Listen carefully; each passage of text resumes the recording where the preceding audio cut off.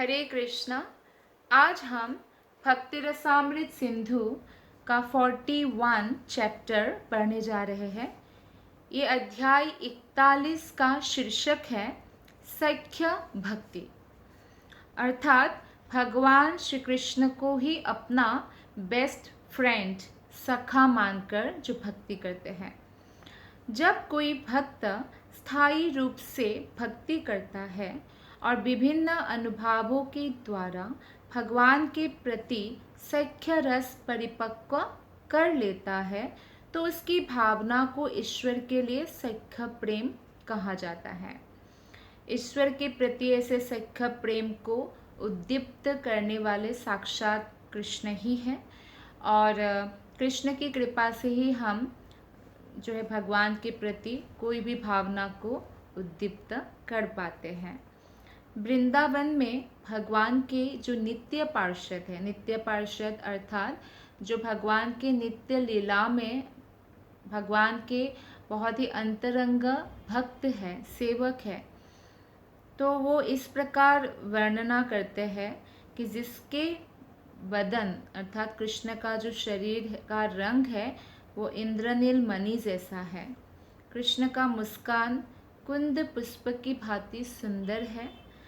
उनका रेशमी वस्त्र शरदकालीन सुनहरी पत्तियों जैसा पीला है और उनका वक्षस्थल फूल की मालाओं से सुशोभित है। भगवान के भक्त भगवान के लिए विभिन्न प्रकार के फूलों से माला बनाते हैं। विशेषतया 5 प्रकार के सुगंधित फूलों से माला बनाते हैं। उस माला को कहा जाता है वैजयंती माला, और वह सदैव बांसुरी बजाता है। तो ऐसा अघासुर का शत्रु या हरि वृंदावन में इधर उधर विचरण करके हमारे हृदयों को सदैव आकृष्ट कर रहा है। तो भक्त होने का ये लक्षण है कि भगवान श्री कृष्ण के प्रति वो हमेशा ही आकर्षण अनुभव करते हैं। जिस तरह से कोई कामी पुरुष स्त्रियों के प्रति हमेशा आकर्षण अनुभव करता है, तो उसको कहा गया है काम। और यही आकर्षण आत्मा का अगर परमात्मा यानी भगवान श्री कृष्ण के प्रति होता है, तो उसको कहा गया है प्रेम।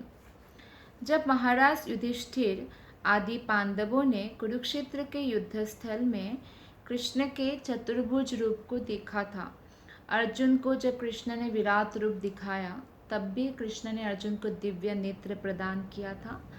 और उसके बाद अर्जुन थोड़ा भयभीत भी हुए इतना विराट विशाल रूप देखकर। तो फिर अर्जुन ने प्रार्थना किया, चतुर्भुज रूप दिखने की इच्छा की।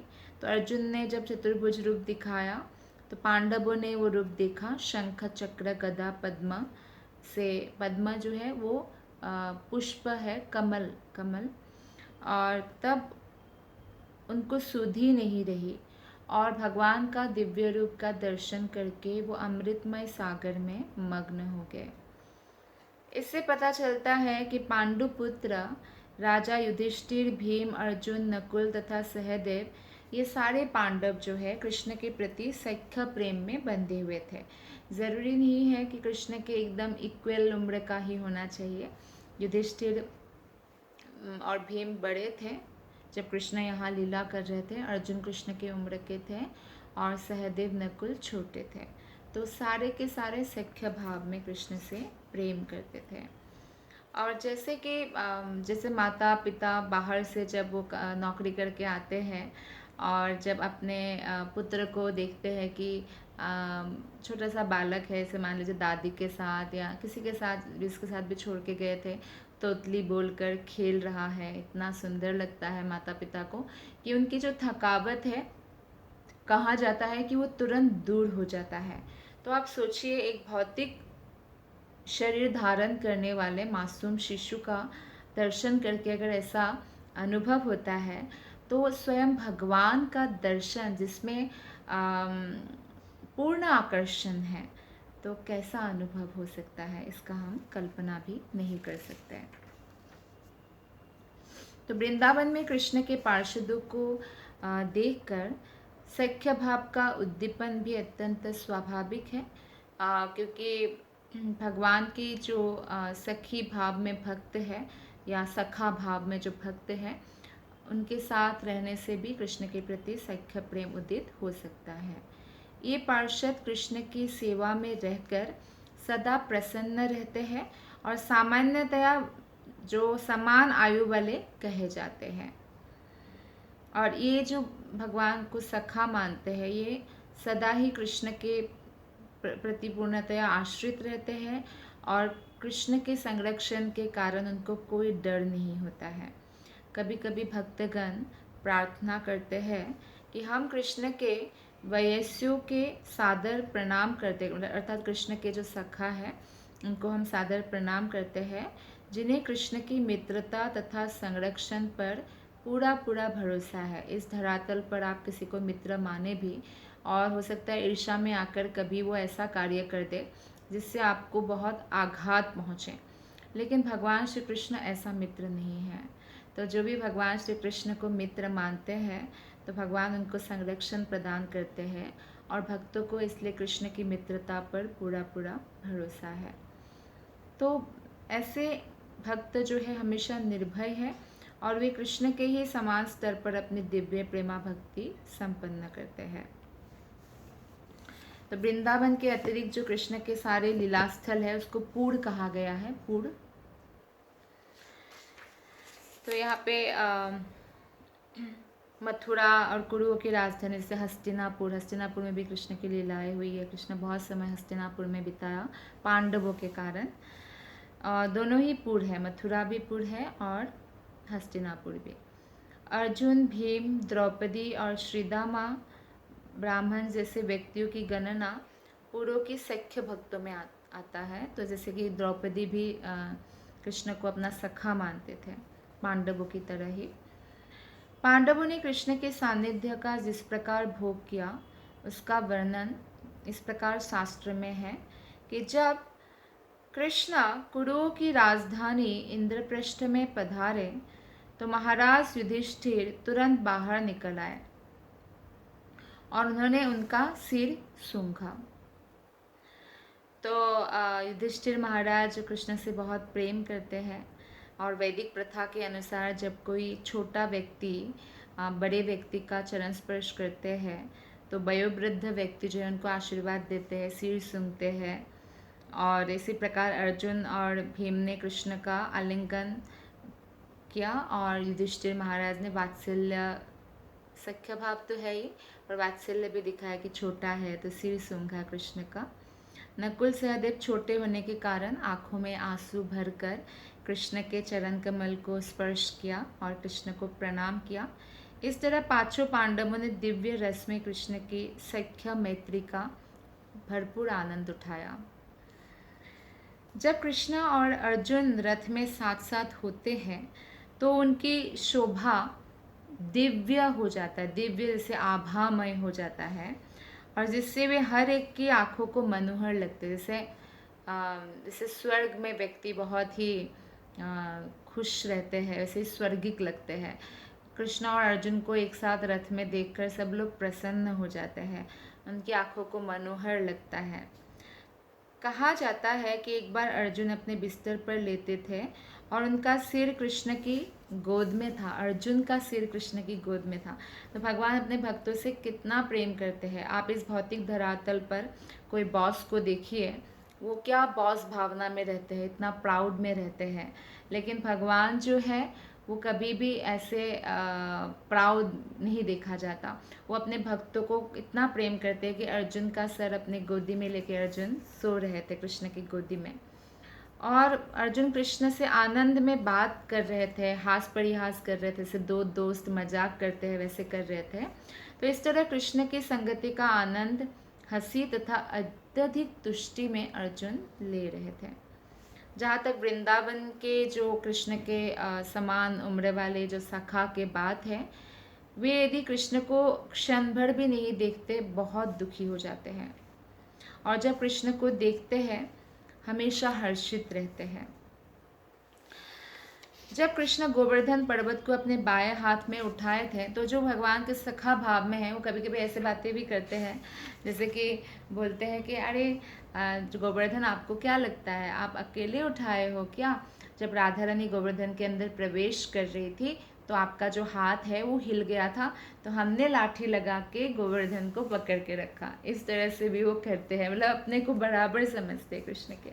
कृष्ण मुस्कुराते हैं उनकी बातें सुनकर। और एक बार ऐसे बोला कि हे मित्र, आप पिछले 7 दिन और 7 रात से खड़े हैं और तनिक भी आराम नहीं कर पाए।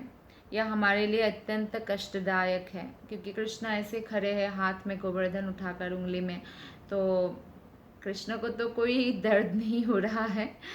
सारे ब्रजवासी उनके साथ है तो उनको आनंद हो रहा है। अन्यथा कभी वो रात को मैया के पास होता है, जैसे कि दिन में वो गोप बालकों के साथ रहते हैं गोवर्धन में, और फिर छुप छुप के गोपियों से भी मिलते हैं।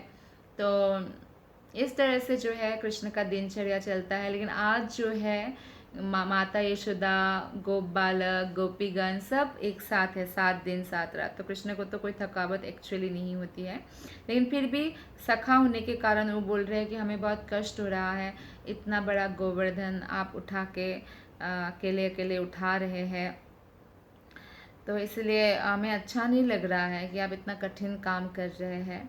इसलिए हम सोचते हैं कि आप इस प्रकार से पर्वत धारण किए खड़े ना रहे। आप ऐसा कर सकते हैं कृष्ण, आप गोवर्धन पर्वत को सुदामा के हाथ में दे दीजिए थोड़ी देर के लिए, ऐसे बोलते हैं। क्योंकि हमें ऐसे देखना अच्छा नहीं लग रहा है कि आप ऐसे हाथ में गोवर्धन इतने इतने दिन तक पकड़ कर खड़े हैं। यदि आप सोचते हैं कि सुदामा गोवर्धन को नहीं उठा के रख सकता, तो ऐसा कीजिए, आप बाएं हाथ की बदले दाएं हाथ बदल बदल के गोवर्धन को उठाइए। कृष्ण ने हाथ भी नहीं बदला था। तो इस तरह से जो है प्रार्थना करते हैं और कहते हैं जब आप हाथ बदल लेंगे ना, अभी इतनी देर से आप बाएं हाथ में छोटी सी उंगली में उठा के खड़े थे, तो हम आपके बाएं हाथ का मालिश कर देंगे। तो आप दाएं हाथ में उठाए, फिर दाएं हाथ से बाएं हाथ में लेके हम दाएं हाथ का मालिश कर देंगे। तो हमें सेवा करने का इस प्रकार मौका दीजिए। तो इतना प्रेम है कृष्ण से, तो कृष्ण को कष्ट देखा नहीं जाता उनका ऐसा। हालांकि कृष्ण को कोई कष्ट नहीं हो रहा था, क्योंकि कृष्ण स्वयं भगवान है, सर्वशक्तिमान है। तो ये ग्वाल बाल परम पुरुष के साथ उसी तरह खेलते हैं जैसे कृष्ण के ही समान हो। कभी ऐसा ऐसा गेम होता है कि कृष्ण उनके कंधे में चढ़ के यहाँ जाना है, वहाँ जहाँ जहाँ जाना है वो ले जाएंगे, फिर बोलेंगे अब आपकी बारी, आपको हमें कंधे में उठा के घुमाना है। तो कृष्ण वो भी करते हैं। तो इससे यही निष्कर्ष निकलता है कि जो गोप बालक है उन्होंने पूर्व जन्मों में प्रचुर पुण्य कर्मों के ढेरों फल कमा लिए हैं, जिससे वे घनिष्ठ मित्र के रूप में भगवान के संगी बन सके। गोकुल में जो कृष्ण के सखा है उनको 4 समूहों में बांटा जाता है। शुभचिंतक, दूसरा सखा, तीसरा विश्वास पात्र सखा और चौथा घनिष्ठ सखा। शुभ चिंतक जो मित्र होते हैं कृष्ण के, वो थोड़े से कृष्ण की उम्र से बड़े होते हैं और इसीलिए बड़े होने के कारण उनमें वात्सल्य पाया जाता है। जैसे बलराम कृष्ण से थोड़े बड़े हैं, तो बलराम हमेशा वात्सल्य भाव रखते हैं छोटे भाई के लिए। तो इस तरह से, और कृष्ण से बड़े होने के कारण उनको हमेशा चिंता रहता है कि कोई विपत्ति आ जाए तो हम कृष्ण की रक्षा कर पाए, ऐसा। तो इसलिए कभी कभी हथियार धारण कर लेते हैं ताकि कृष्ण को हानि पहुंचाने वाले को वो दंडित करे। इसलिए उनके शुभ चिंतकों में नाम है सुभद्रा। और सुभद्रा मतलब ये नहीं कि कृष्ण की जो बहन का नाम सुभद्रा, नहीं, ये एक गोप बालक है जो कृष्ण का मित्र है, उनसे थोड़ा बड़ा। और मंदली भद्रा, भद्रावर्धन, गोभट्ट, यक्ष, इंद्रभट्ट, भद्रांग, वीरभद्र, महागुण, विजय तथा बलभद्र। बलभद्र मतलब बलराम जी। वे सदैव कृष्ण से बड़े होने के कारण उनके कल्याण की कामना करते हैं। तो कहने का तात्पर्य यह है कि ये जो हम नाम पढ़ते हैं भगवान के मित्रों का नाम, भगवान के इतना अंतरंग सेवकों का नाम उच्चारण करने से, नाम श्रवण करने से भी हम पवित्र होते हैं, इसलिए हमें पढ़ना चाहिए। तो एक बार क्या हुआ, मंदली भद्र जो है, मंदली भद्र बहुत अच्छे शुभ चिंतक मित्र है कृष्ण के। मंदली भद्र और बलभद्र यानी बलराम ही उन दोनों का नाम प्रधान है कृष्ण के शुभ चिंतक मित्र में, जो कृष्ण से थोड़े बड़े हैं। तो एक बार उनको एक दूसरे मित्र कह रहे हैं कि तुम तलवार क्यों घुमा रहे हो, क्या तुम्हें ऐसा लग रहा है कि जो एक बादल आ रहा है वो अघासुर जैसा लग रहा है क्या? वो अघासुर नहीं है, वो तो गोवर्धन के ऊपर एक बादल है जो ऐसा दिख रहा है, लेकिन वो अघासुर नहीं है, ऐसे बोलते हैं। नहीं सॉरी, अघासुर नहीं, अरिष्टासुर। अरिष्टासुर सांड के रूप में ना, और कभी कभी बादल में ऐसे बन जाता है, सांड बन जाता है, कुछ ऐसे बन जाता है। छोटे बच्चे को बहुत कुछ दिखता है, कल्पना करते हैं। तो ऐसा गोवर्धन पर्वत के ऊपर एक ऐसा सांड जैसा बादल देखकर तलवार घुमा रहे थे मंदलीभद्र। तो दूसरे जो भक्त है, मित्र है कृष्ण के, वो बोल रहे हैं उनको, मंदलीभद्र को, कि अरिष्टासुर नहीं है, तो इसलिए आप गरजने की ज़रूरत नहीं है, तलवार घुमाने की ज़रूरत नहीं है। मंदलीभद्र का रंग जो है पीला है, शरीर का रंग, और उनका वस्त्र बहुत आकर्षक है। हमेशा एक रंग बिरंगी लाठी लिए रहते हैं। उनका स्वभाव एक कथन से पता चलता है। वो कहते हैं कि हमारे जो कृष्ण हैं वो चरागाहों में गौवे चराने तथा जंगलों में चलने फिरने से, खेलने से बहुत थक गए हैं। तो मैं देख रहा हूँ कि थक गए हैं, तो ऐसा है कि मैं जो है कृष्ण के सिर को सहलाता हूँ और सुबह तुम जांघों की मालिश कर दो। ऐसे बहुत टेक केयर करते हैं, बहुत ध्यान रखते हैं। एक भक्त ने बलदेव के निजी सौंदर्य का वर्णन इस प्रकार किया। बलराम भी भगवान से थोड़ा बड़े हैं और साख्य भाव भी प्रकट करते हैं। तो कहते हैं कि मैं उन बलराम के चरण कमलों की शरण ग्रहण करता हूँ जिनका सौंदर्य उनके गालों को स्पर्श करने वाले कुंडलों से बढ़ जाता है। बलराम अत्यंत सुंदर है। बलराम और कृष्ण में कोई अंतर नहीं है। आप ये कह सकते हैं काला कृष्ण, एक गोरा कृष्ण।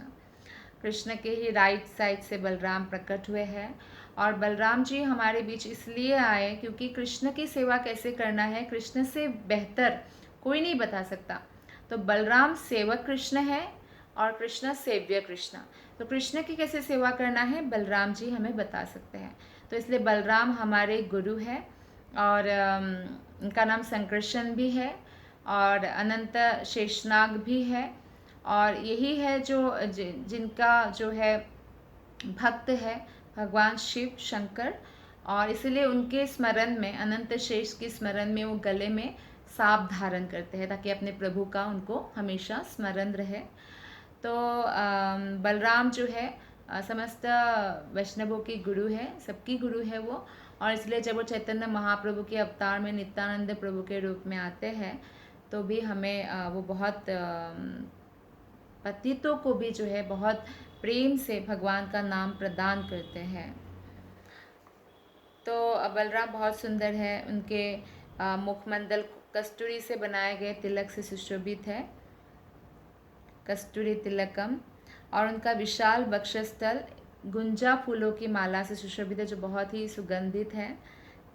और उनका रंग जो है वो शुभ्र बादल के समान है, जैसे शरद काल में शुभ्र बादल, वाइट कलर का बादल होता है वैसा। वे नीले रंग का वस्त्र धारण करते हैं, और बलराम का जो वाणी है वो अत्यंत गंभीर है। वे आजानुभुज है, अर्थात जिसका हाथ जो घुटनों से लंबा होता है, आजानुभुज है। और उन्होंने प्रलंबासुर को मारकर अपना महान शक्ति का परिचय दिया है। तो कृष्ण के प्रति जो है बलराम बहुत स्नेहिल है, और कृष्ण को जिस दिन कालिया दह जा रहे थे उस दिन भी मना किया था कि उनको जाने के लिए मना करो, नहीं जाए। तो जो मित्रगण कृष्ण से छोटे हैं उम्र में और उनको सामान्य सखा कहा जाता है, इनमें से कुछ मित्र का नाम है कृष्ण के विशाल, वृषभ, ओजस्वी, देवप्रस्थ, वरुथप, मरंद, कुसुमापिर, मणिबंध तथा करंधम। लोग जो बेबी होता है तो नाम रखते हैं ना, बहुत सारा आजकल मीनिंगलेस नाम रखते हैं, मॉडर्न नाम रखते हैं, अनकॉमन नाम रखते हैं। उनको ये सब नाम रखना चाहिए, भगवान के सखा का, भगवान की गोपिकाओं का। तो ऐसे नाम से क्या होता है, वो नाम लेने वाले को भी लाभ मिलता है और नाम देने वाले को भी, और जिसका नाम है उसको भी लाभ मिलता रहता है जब तक कोई उस नाम से उनको पुकारते रहते हैं। तो ये कितना सुंदर सुंदर नाम है, देखिए। भगवान के सखा का नाम है विशाल, वृषभ, ओजस्वी, देवप्रस्थ। इस कृष्ण के सारे सखा केवल उन्हीं की सेवा करना चाहते हैं। उनमें से कुछ एकदम सुबह, मतलब एकदम सुबह सुबह उठ जाते हैं और कृष्ण के घर के दरवाजे के बाहर खड़े हो जाते हैं, प्रतीक्षा करते हैं कि कृष्ण कब उठेंगे, कब हमारे साथ चलेंगे। तो यशोदा माता सुबह सुबह उठती है और देखती है कि अरे कृष्ण के तो सखा लोग खड़े हैं। तो कृष्ण को कपड़े पहनाती है, क्योंकि तैयार करती है यशोदा मैया।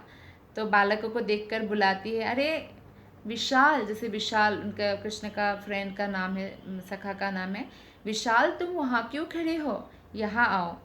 तो इस तरह से माता यशोदा जब अनुमति देती है तब उनके सखा अंदर आते हैं।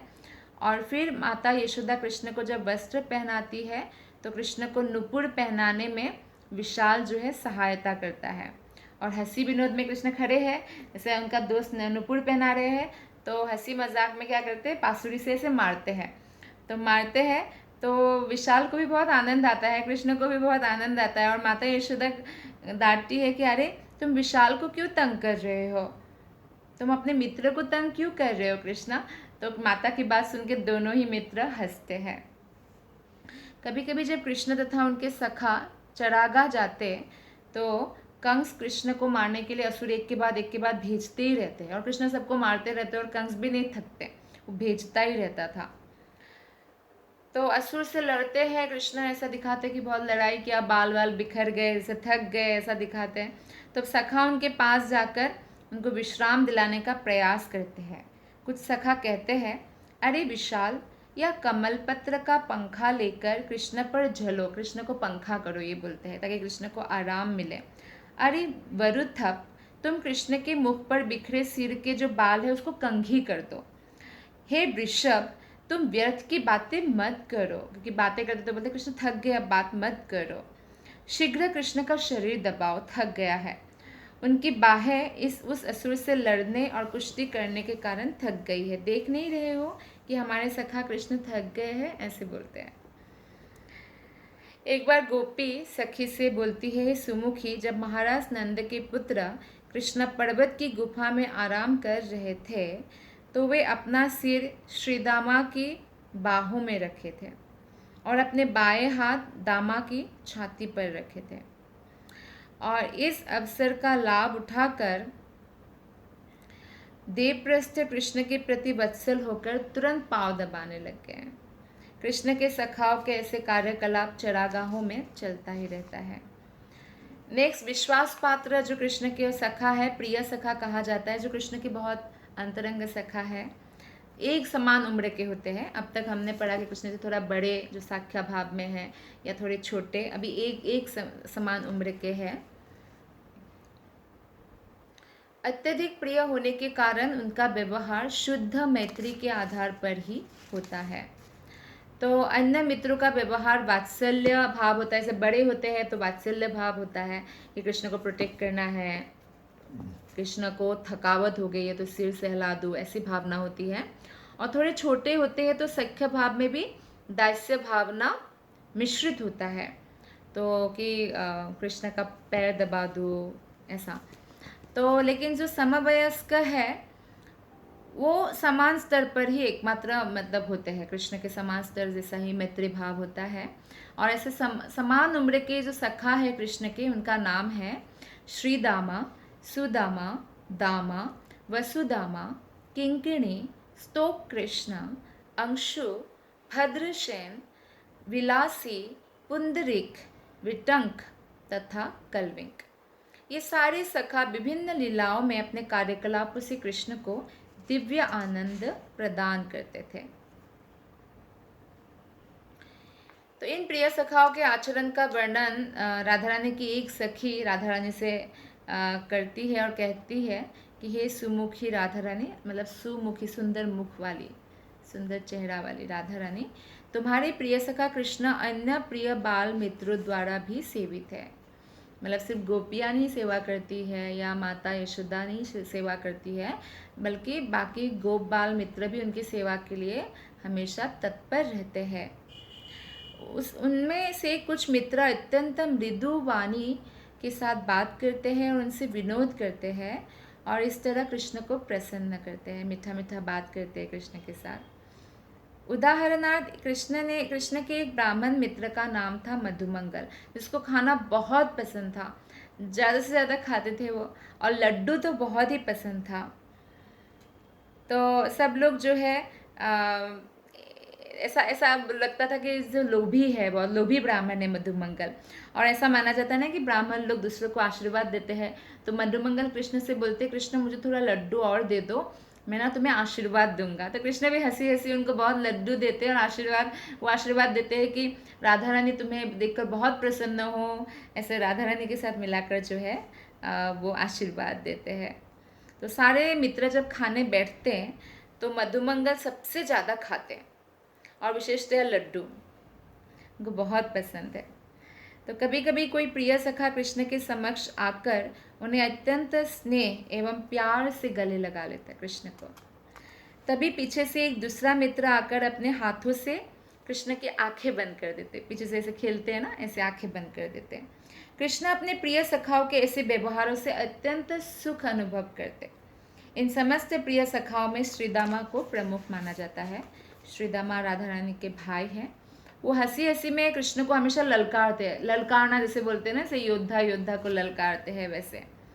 और एक बार सुदामा कृष्ण से कहते हैं कि कृष्ण तुम बहुत निर्दयी हो, तुम हमें यमुना तट पर अकेले छोड़कर कैसे आए?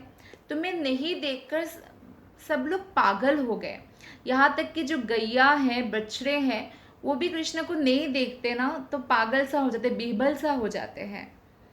अब बोलते हैं श्रीदामा कि देखो अभी हमारा बड़ा भाग है, बड़ा भाग्य कि हम आपका दर्शन कर पा रहे हैं। यदि तुम हमें शांत करना चाहते हो तो हम में से हर एक को अपनी भुजाओं में भरकर आलिंगन करो, क्योंकि हम इतनी देर से आपको देख नहीं पा रहे थे और आप आ गए तो हमारा हृदय तो एकदम जैसे दर्द से भर गया कि कहाँ गए कृष्णा, पागल हो गया जैसे। तो अगर हमें शांत करना है आपको तो आप हमें आलिंगन कीजिए, ऐसे बोलते हैं। कुछ अन्य मित्र भी है जो बहुत विश्वस्त होते हैं कृष्ण के। ऐसे मित्र को प्रिय नरमा कहा जाता है। प्रिय नरमा मित्रों में नाम है सुबल, अर्जुन, गंधर्व, वसंत तथा उज्ज्वल। एक बार राधा रानी की गोपी सखियों में इन अत्यंत घनिष्ठ मित्रों के विषय में चर्चा चलेगी। कृष्ण के बहुत ही जो घनिष्ठ मित्र के बारे में बातचीत चला रहे थे। ऐसे ऐसे भी स्त्रियाँ बहुत सारी बातें करती है, तो ऐसे बातें गोपियों में होने लगी। तो एक गोपी बोलती है, हे कृष्णांगी सुकुमारी, देखो ना किस तरह सुबल कृष्ण के कानों में तुम्हारा संदेश दे रहे हैं। मतलब राधा रानी का संदेश जो बहुत ही सीक्रेट है वो कृष्ण के कानों में सुबल बोल रहे थे, जो बहुत घनिष्ठ मित्र है। किस तरह वो श्यामा दासी के गुप्त पत्र को कृष्ण के हाथ में दे रहे हैं, राधा रानी का जो पत्र है वो भी कृष्ण के हाथ में दे रहे हैं। और किस तरह वो पालिका द्वारा तैयार किए गए पान के बीड़े को कृष्ण के मुंह में डाल रहे हैं, पान कृष्ण को पान खिलाते हैं और इस तरह जो है माला पहनाते हैं। अनेकानेक प्रिय नरबाओं में सुबल और उज्ज्वल अग्रणी है। सुबल दिखने में कैसा है, उनका रंग पिघले सोने जैसा है, बहुत सुंदर। वो कृष्ण को अत्यधिक प्रिय है। वो सदैव अपने गले में माला पहने रहता है और पीला वस्त्र धारण करता है। उसकी आंखें कमल की पंखुड़ियों जैसी है, सुबल के, बहुत सुंदर। और इतना बुद्धिमान है कि उसके अन्य सारे मित्र उसके बातों में तथा उसके नैतिक उपदेशों में बहुत रुचि दिखाते हैं। कृष्णा और सुबल की अंतरंगता की जो मात्रा है, हम इस बात से समझ सकते हैं कि उनके बीच जो बातें होती है वो इतना गोपनीय होता है कि कृष्णा और सुबल के अलावा कोई तीसरा व्यक्ति नहीं जान पाता कि वे क्या बातें कर रहे हैं। और उज्ज्वल जो कृष्ण के सखा है वो भी बहुत घनिष्ठ मित्र है, उनके बारे में वर्णन मिलता है। उज्ज्वल जो कृष्ण का घनिष्ठ मित्र है वो सदैव नारंगी रंग का वस्त्र धारण करता है। नारंगी मतलब जैसे ऑरेंज कलर का। और उसकी आंखों की गति सदैव अत्यंत चंचल होती है। उज्ज्वल का जो वर्ण है, शरीर का रंग है, वो कृष्ण जैसा ही है और उनके गले में सदैव मोती की माला परी रहती है। कृष्ण के ये मित्र का 3 प्रकार है। कुछ तो कृष्ण के साथ नित्य मैत्री रखते हैं, कुछ विख्यात देवता है और कुछ सिद्ध भक्त है, उन्हें मंत्रणा देते हैं। जैसे कि जब भगवान यहाँ पे धरती पर अवतरित हुए होम वृंदावन में, तो ऐसे कुछ देवताओं को भी मौका मिला कृष्ण के साथ लीला में भाग लेने का। कुछ सिद्ध भक्त थे और कुछ नित्य पार्षद थे। कुछ जो भगवान के मित्र हैं कृष्ण को मंत्रणा देते हैं, कुछ बहुत विनोद करते हैं, कृष्ण को हंसाते हैं, कुछ स्वभाव से अत्यंत सरल है और अपनी सरलता से कृष्ण को प्रसन्न रखते हैं, कृष्ण को प्रसन्न करते हैं। कुछ बहुत बातूनी है और वो कृष्ण के साथ तर्क वितर्क भी करते हैं, तो कृष्ण को प्रसन्न करने के लिए, कृष्ण को जिससे अच्छा लगे ऐसा तर्क वितर्क कृष्ण को बहुत अच्छा लगता है। और कुछ लोग हैं जो है मधुर वाणी से, बहुत सज्जन है, मधुर वाणी से कृष्ण को आनंद प्रदान करते हैं। ये सारे मित्र कृष्ण को अत्यंत प्रिय है और वे अपने अपने कामों में दक्षता प्रदर्शित करते हैं, किंतु उनका उद्देश्य क्या है? एकमात्र उद्देश्य कृष्ण को प्रसन्न करना। और इसके साथ ही जो 41वां जो अध्याय है सख्या जो भक्ति के ऊपर, तो ये पूर्ण हुआ। बहुत बहुत धन्यवाद। हरे कृष्ण।